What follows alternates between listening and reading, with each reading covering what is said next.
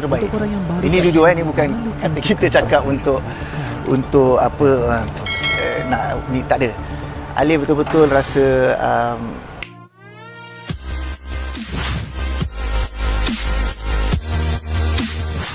Penyanyi Alif Aziz meluahkan rasa gembira apabila mendapat tahu bekas isterinya Bella Astila kini sudah bertunang dengan ahli parlimen MUA Syed Saddiq.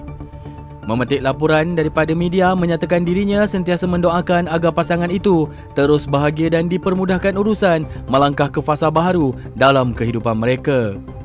Kata Alif lagi, Alhamdulillah Alif sangat gembira melihat mereka bahagia dan Alif doakan semoga mereka terus kekal bahagia hingga ke anak cucu insya-Allah.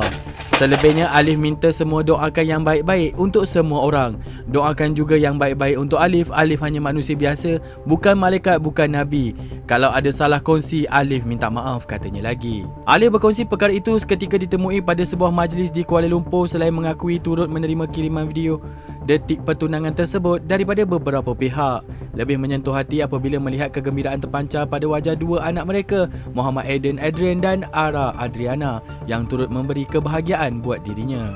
Kata Alif lagi adalah orang hantar video. Jujurnya Alif doakan yang terbaik. Ini jujur bukan cakap untuk apa-apa. Alif rasa gembira untuk mereka bila lihat anak-anak Alif juga gembira. Itu pun dah buat Alif rasa gembira. Anak-anak sentiasa dalam doa. Doa untuk mereka semoga kekal ke pelamin, ujarnya. Untuk rekod, Bella dan Syed Saddiq mengikat tali pertunangan pada 28 Mac lalu dalam satu majlis tertutup di Kuala Lumpur, manakala Bella sebelum ini pernah mendirikan rumah tangga bersama Alif pada 2016 sebelum berpisah kali kedua pada Mac 2024 dan dikurniakan 2 cahaya mata. terbaik. Untuk korang yang suka Ini jujur ni bukan kata kita cakap untuk apa nak ni, tak ada. Alif betul-betul rasa